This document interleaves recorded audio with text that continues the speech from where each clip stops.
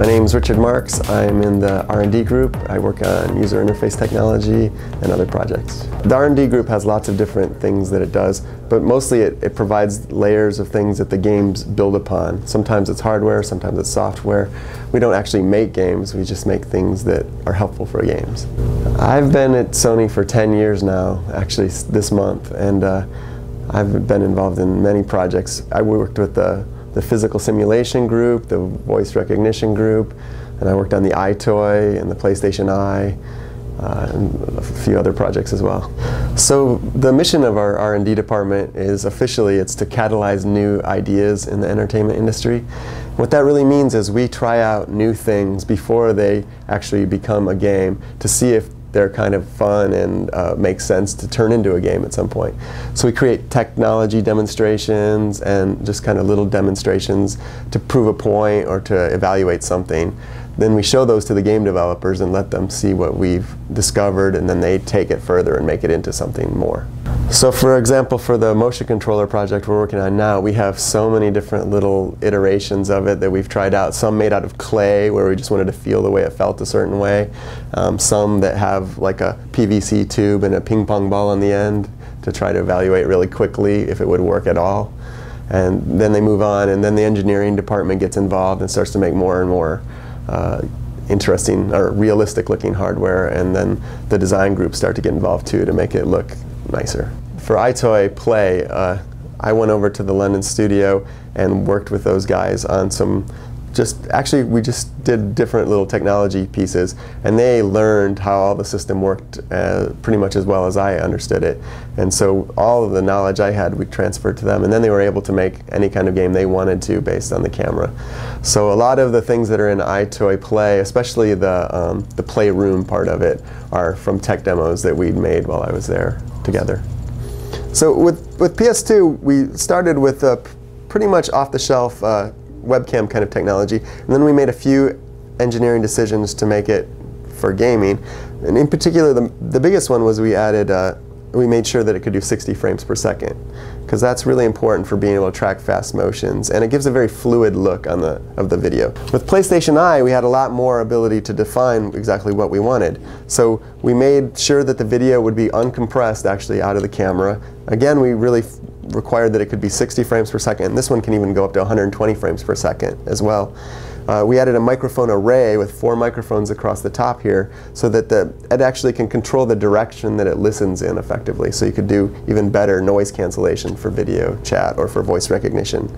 So the way that the tracking works, this actually provides a video stream just like any other camera. All of the tracking and all of the kind of high-powered things happen in software on the PlayStation. And we detect either motion is one very common early thing we did, just see when something's changed in the video stream. And we also can look for features, maybe corners or patterns, or face has a very specific eye, nose, mouth combination. We can look for a patch of video that we've seen before where we can compare it, like take a picture of you and then look for that picture. And then for something like the motion controller, of course, we have made it very easy to track by having this glowing sphere that we can see and really know exactly this is the thing we want to track. And we can actually know its distance based on its size, and we can know its position based on where it is in the image. So all of the processing actually is in the software.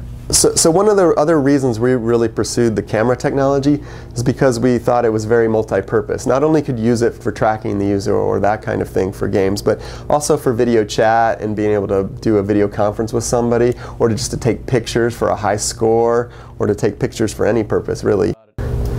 Actually, we get approached a lot of times by hardware vendors and people who have little pieces of technology, and they want us to help turn it into something that would make sense for gaming. And then the game developers often come to us and request capability from us, but we don't usually get directly involved in a particular game. Once it's already defined as a game, then the game developers are, more suited to do it. We're really good before the idea is finished. So the motion controller comes from our research into camera tracking, especially we did some kind of sphere tracking a long time ago, and some of our earlier videos show that. If you go online you can see them. But basically we converted it into a product just starting last year we started focusing on it more as a product, and we started to meld it together with some inertial sensors like the gyros and accelerometers, for example.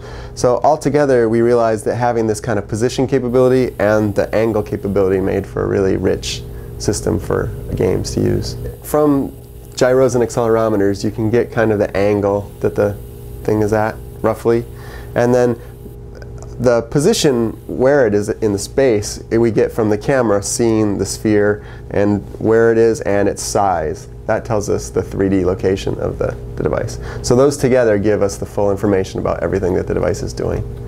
What's really neat is because we're using the camera actually to track and register where this is, the position of it is perfectly registered in the video image, so that when we try to mix graphics and video together, we can do things like put a tennis racket or a sword there, and it'll be perfect because it's gotten from the actual video, so it looks like it's exactly right in the video. So probably the biggest difference between our device and any other device that I've ever seen is we get such accurate position data from the camera. So especially where in the image it is, we get down to a really sub-pixel level, so we can get very, very precise position information.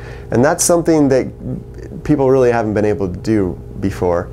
So that new capability mixed with all the angle capability that other people have also worked on really gives you a complete system, and that's kind of the first time that we've seen a complete description of position and rotation. So some of the capabilities we didn't get to talk about very much before were that, of course, we already said that it has buttons, which are really important, and it has this analog trigger, which really is a great metaphor for squeezing or grabbing. So you can grab and you can put as much pressure as you want to grab something with, which is really great for picking things up or for giving you the ability to just interact with the scene in a way that's completely different actually than we've been able to do before. I don't want to give away too many of the ways we're going to use that right now.